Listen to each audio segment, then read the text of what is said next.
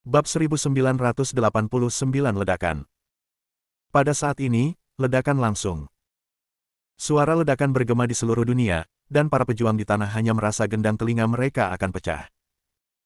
Tutup telinga Anda dengan kedua tangan, dan jangan berani mendengarkan sama sekali. Jika ledakan ini ditempatkan di tubuh mereka, saya khawatir itu akan meledak menjadi bubuk dalam sekejap. Wajah Thunder Phantom secara bertahap menjadi suram, dan hanya dalam beberapa saat, dia hampir terluka. Meskipun dia hanya menderita beberapa luka ringan, itu sudah membuatnya benar-benar marah. Bahkan semut pun bisa menyakitinya, tak termaafkan. Thunder Phantom mengangkat tangannya, dan di langit, guntur yang tak terhitung jumlahnya dicurahkan. Guntur ini membentuk seberkas cahaya besar, bergegas menuju sosok Chen Ye. Chen Ye melarikan diri dengan cepat, tetapi kecepatan sinar guntur terlalu cepat. Dalam sekejap mata, itu sudah mendarat di tubuh Chen Ye. Ledakan. Kabut hitam meletus dari seluruh kekosongan, dan pembangkit tenaga listrik di tanah melihat kabut hitam dan tidak tahu apa yang terjadi di dalam. Saya pikir Chen Ye seharusnya jatuh. Mereka tidak lagi berani membayangkan kekuatan seperti apa yang mampu bertahan dari pancaran cahaya tersebut. Lei Tingxingying juga berpikir bahwa Chen Ye pasti akan mati, tetapi tanpa melihat tubuh Chen Ye, tidak ada cara untuk kembali ke kehidupannya, jadi dia hanya bisa menunggu dengan tenang. Uhuk-uhuk. Pada saat ini, sebuah suara datang dari kegelapan. Mata semua prajurit menatap kehampaan, dan mereka memandang Chen Ye dan menemukan bahwa Chen Ye telah memanjat. Tubuhnya penuh darah, dan napasnya sangat lemah. Lei Tingxingying mengerutkan kening, Chen Ye masih hidup, tidak mati. Itu adalah sesuatu yang tidak dia bayangkan sama sekali. Chen Ye berdiri dengan susah payah, tulangnya terasa seperti akan runtuh. Lei Tingxingying mengulurkan jari. Karena Chen Ye tidak terpecahkan barusan, dia tidak keberatan membuat potongan lagi.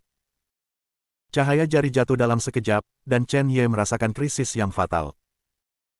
Napas yang menakutkan terus meresap, dan Chen Ye ingin mengulurkan pedang Gorfin di tangannya untuk melawan, tetapi dengan sedikit gerakan, ada rasa sakit yang parah di sekujur tubuhnya. Apakah kamu akan mati? Chen Ye bergumam di mulutnya, dia sudah merasakan perasaan krisis jatuh. Suara mendesing. Pada saat ini, cahaya merah dan biru tiba-tiba keluar dari tubuh, membuat raungan memekakkan telinga. Ini adalah kekuatan Xiao Huang. Cahaya merah dan biru berubah menjadi hantu binatang buas. Membuka mulutnya, dia langsung menelan seberkas cahaya dari Thunder Phantom. Meskipun Xiao Huang belum sepenuhnya memperbaiki tulang rusuk itu, dia masih mencoba yang terbaik untuk membantu dirinya sendiri saat ini. Adegan ini membuat kulit Thunder Phantom benar-benar jelek. Bagaimana mungkin untuk melahap guntur ilahinya? Pada saat ini, sebuah suara muncul di antara alis Chen Ye, saya tidak bisa bertindak sebagai Kaisar Iblis, jadi saya akan membantu Anda dalam bentuk mata iblis. Chen Ye terkejut, matanya menyipit, oke. Mata iblis, buka. Pada saat ini, Chen Ye meraung dengan marah, dan energi iblis di tubuhnya dicurahkan dengan gila-gilaan. Energi iblis dari pedang Gorfin terus meletus, energi iblis mengembun di atas kekosongan, dan mata hitam pekat perlahan muncul. Angin melolong, dan energi iblis melonjak di seluruh medan perang kuno. Energi iblis yang menakutkan menghancurkan semua vitalitas, dan beberapa prajurit terkikis oleh energi iblis, dan sepasang mata berangsur-angsur berubah menjadi merah darah. Energi iblis menyerbu tubuh mereka, mengubah para pejuang ini menjadi mesin pembunuh. Di atas seluruh langit, awan benar-benar diwarnai merah darah. Ketika mata iblis muncul, medan perang kuno tampak seperti reruntuhan. Puncak gunung dan istana semuanya hancur dalam sekejap. Ada aura kehancuran yang bercampur dengan energi iblis. Mata iblis datang ke dunia, dan semuanya hancur. Puluhan ribu dewa iblis mengembun di belakang Chen Ye, dan mereka terus menyembah Chen Ye. Penyembahan iblis, Tuhan dari semua iblis. Pedang Gorfin dipegang di tangannya, dan pedang diarahkan ke Thunder Phantom. Rasa sakit di tubuhnya tidak mempengaruhi keinginannya untuk bertarung sedikit pun, pada saat ini, dia hanya bisa membunuh. Sosok hantu tiba-tiba bergegas, dan niat pedang abadi meletus dengan liar. Niat pedang abadi diringkas pada pedang Gorfin, dan pedang itu jatuh di tangannya, seperti sinar cahaya yang cemerlang. Ledakan. Sebuah pedang ditebas, merobek ruang, dan seluruh bumi terus-menerus bergetar. Sebuah pedang menyapu cakrawala. Pedang yang sangat brilian tiba-tiba datang ke Thunder Phantom. Ledakan. Dengan satu potong pedang, mata iblis membuka mata mereka pada saat ini. Mu. Ketika mata terbuka, sepasang mata muncul di seluruh kekosongan. Mata ini memancarkan aura yang menakutkan. Bum bum bum. Di atas kehampaan, sepasang mata hancur, dan energi iblis mengalir keluar. Seluruh tanah bergetar terus-menerus, dan itu terkoyak. Energi iblis bergegas menuju hantu guntur, tak terbendung. Kekuatan kehancuran terus-menerus mengenai hantu guntur. Hantu guntur menghilang. Panggilan. Guntur dalam kehampaan berangsur-angsur menghilang, Chen Ye jatuh ke tanah, dan duduk bersila. Chen Ye menarik napas dalam-dalam dan melirik Dantian. Perubahan total. Jika alam Dao adalah sebuah danau, maka Dantian saat ini adalah lautan yang luas. Alam penciptaan adalah lapisan surga, selesai. Chen Ye membuka matanya, pada saat ini, cedera di tubuhnya tidak hanya pulih, tetapi momentum di tubuhnya telah mencapai tingkat yang menakutkan. Tempat misterius benua Lingu. Pria di Shenlong berdiri, wajahnya pucat, amarahnya yang tak ada habisnya melonjak. Napas yang memancar dari seluruh orang seperti penguasa benua Lingu. Baru saja, dia merasa bahwa terobosan terkuatnya, kesengsaraan guntur alam penciptaan, benar-benar binasa. Kali ini, dia merasakan krisis yang nyata. Dia melirik monumen reinkarnasi di mulut naga, dan bergumam, anak itu tidak bisa memeriksanya karena suatu alasan. Sepertinya aturan itu tidak bisa lagi diikuti. Anak ini tumbuh dan merupakan ancaman mutlak. Aku harus tahu siapa orang ini. Bahkan jika itu membuat orang-orang bermasalah itu khawatir. Tubuh Heavenly Dao mengulurkan jari dan jatuh ke dalam kehampaan.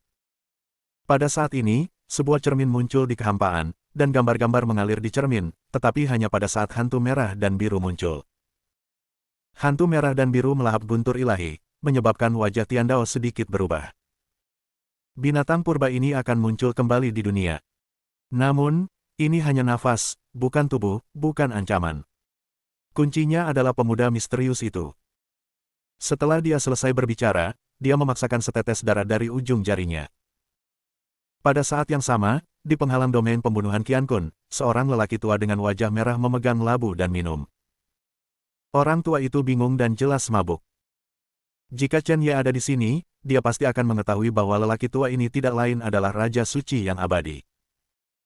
Tiba-tiba, mata Raja Suci abadi terbuka, dan senyum tak berdaya muncul di sudut mulutnya, melihat ke sisi berlawanan dari penghalang.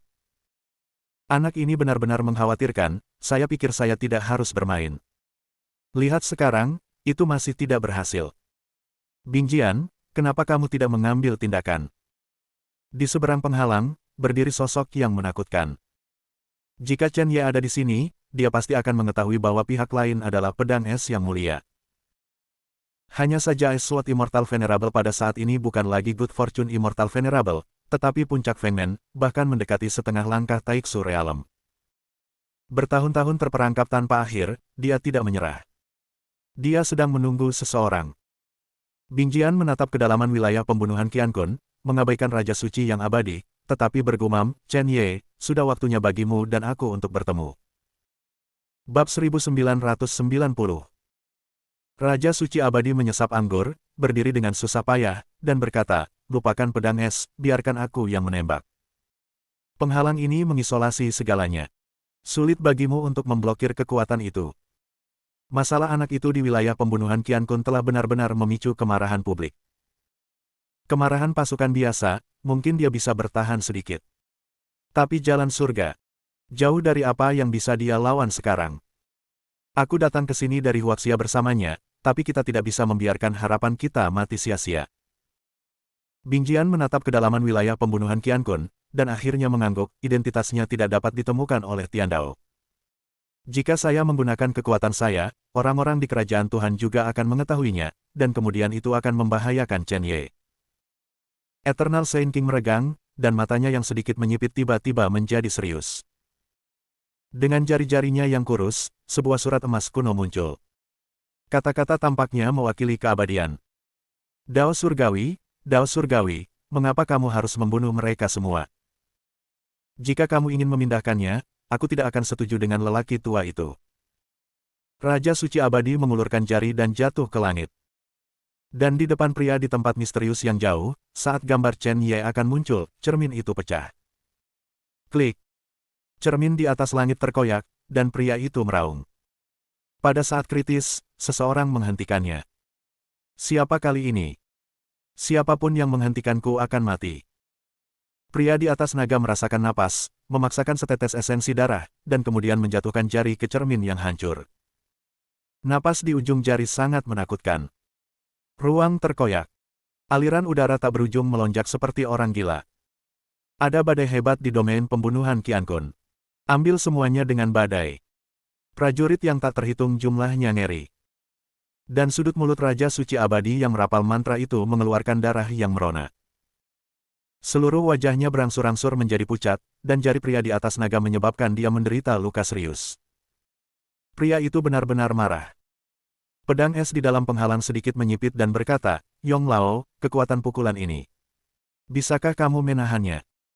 Kamu sudah bersembunyi darinya begitu lama, dan jika kamu terus seperti ini, dia akan menemukan keberadaanmu. Raja Suci Abadi melangkah keluar dan mengarahkan pedangnya sedikit, ayo anggur. Labu terbang ke depan Raja Suci Abadi dan meraihnya. Marah pemarah. Semua dalam satu minuman. Bocah itu Ye berani mengguncang guntur. Bagaimana aku bisa takut pada Raja Suci Abadiku? Waktunya belum tiba, Tiandao tidak bisa meninggalkan istana. Itu hanya bisa digunakan dengan cara ini. Jika saya tidak bisa menyelesaikannya dengan metode ini, Raja Suci seperti apa yang harus saya panggil? Melarikan diri dari perubahan hidup, untuk keabadianku, satu jari untuk memecahkan langit, aku menyembunyikan semua hal. Buka. Tidak ada perubahan di wajah Raja Suci Abadi. Bagaimanapun juga, Chen Ye harus dilindungi. Di jari-jarinya, cahaya putih kental, dan terbang keluar seketika, seolah membentang ribuan mil dan menenggelamkan ke dalam tubuh Chen Ye. Semua ini Chen Ye tidak memiliki persepsi sama sekali, tidak tahu sama sekali. Setelah melakukan semua ini, Raja Suci Abadi tersenyum, dan dia telah memblokir napas Chen Ye. Tetapi biaya teknik ini terlalu tinggi. Bahkan jika orang itu ingin menemukan Chen Ye, itu sama sekali tidak mudah. Bingjian memandang Eternal Saint King dengan bermartabat dan menghela nafas, bukan masalah besar bagi kita untuk membantunya seperti ini. Anak ini harus pergi ke Akademi Shenhuo sesegera mungkin. Hanya ada yang bisa dianggap sebagai kekuatan untuk bersaing dengan mereka. Orang-orang di Kerajaan Allah.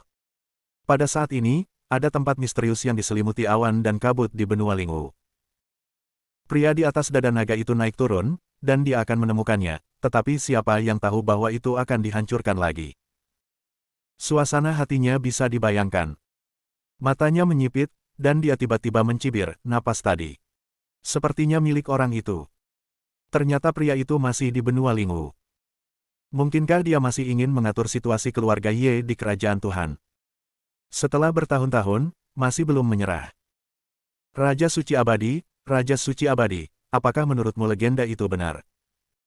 Kebodohan. Konyol. Setelah mengatakan itu, pria di atas naga itu melihat ke pintu masuk aula. Di mana iblis? Tak lama kemudian, seorang pria muncul di sampingnya. Tubuh pria itu bercampur dengan aura kehancuran, terus mengalir, pipinya hitam, dan ada tanda merah di separuh kiri wajahnya. Dewasa. Tianxia berlutut di depan tubuh Tiandao dan menunggu dengan tenang. Pergi ke Qiankun Killing Domain untuk menemukan seseorang, lalu bunuh. Juga, Raja Suci Abadi tampaknya masih hidup, selidiki untukku. Setelah ditemukan, bawa kembali ke sini bagaimanapun caranya. Pria di atas Shenlong menunjukkan dan mengirim gambar tadi ke pikiran Tianxia. Mengambil ini sebagai petunjuk, saya percaya bahwa tidak akan lama untuk menemukan seorang pria yang menentangnya. Tianxia pensiun, pria di atas naga itu melirik monumen reinkarnasi, dan sosok itu berangsur-angsur menghilang. Dan ketika dia menghadapi Raja Suci Abadi, berbagai penglihatan datang dari benua Lingwu.